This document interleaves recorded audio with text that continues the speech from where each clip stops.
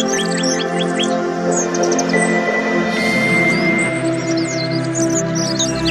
الله الرحمن الرحيم تبارك الذي بيده الملك وهو على كل شيء قدير الذي خلق الموت والحياة ليبلوكم أيكم أحسن عملا وهو العزيز الغفور الذي خلق 7 سماوات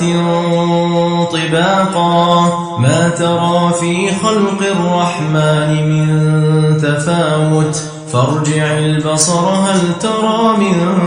فطور ثم ارجع البصر كرتين ينقلب إليك البصر خاسئا وهو حسير ولقد زينا السماء الدنيا بمصابيح وجعلناها رجوما للشياطين وأعتدنا لهم عذاب السعير وللذين كفروا بربهم عذاب جهنم وبئس المصير إذا ألقوا فيها سمعوا لها شهيقا وهي تفور تكاد تميز من الغيظ كلما ألقي فيها فوج سألهم خزنتها ألم يأتكم نذير قالوا بلى قد جاءنا نذير فكذبنا وقلنا ما نزل الله من شيء إن أنتم إلا في ضلال كبير وقالوا لو كنا نسمع أو نعقل ما كنا في أصحاب السعير فاعترفوا بذنبهم فسحقا لأصحاب السعير إن الذين يخشون ربهم بالغيب لهم مغفرة وأجر كبير وأسروا قولكم أو اجهروا به إنه عليم بذات الصدور ألا يعلم من خلق وهو اللطيف الخبير هو الذي جعل لكم الأرض ذلولا فامشوا في مناكبها وكلوا من رزقه وإليه النشور أأمنتم من في السماء أن يخسف بكم الأرض فإذا هي تمور أم أمنتم من في السماء أن يرسل عليكم حاصبا فستعلمون كيف نذير ولقد كذب الذين من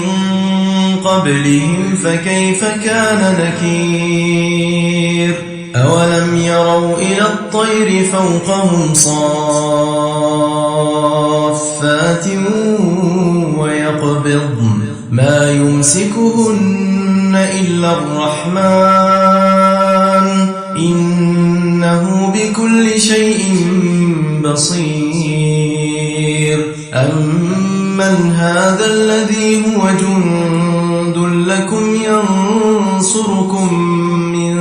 دون الرحمن إن الكافرون إلا في غرور أمن هذا الذي يرزقكم إن أمسك رزقه بل لجوا في عتو ونفور أفمن يمشي مكبا على وجهه أهدى أمن يمشي سويا على صراط مستقيم قل هو الذي أنشأكم وجعل لكم السمع والأبصار والأفئدة قليلا ما تشكرون قل هو الذي ذرأكم في الأرض وإليه تحشرون ويقولون متى هذا الوعد إن كنتم صادقين قل إنما العلم عند الله وإنما أنا نذير مبين فلما رأوه زلفة سيئت وجوه الذين كفروا وقيل هذا الذي كنتم به تدعون قل أرأيتم إن أهلكني الله ومن معي أو رحمنا فمن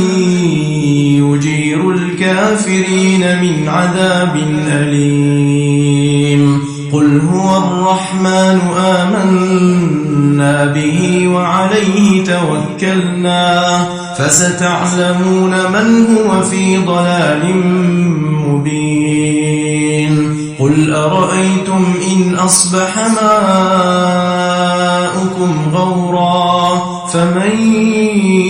يأتيكم بماء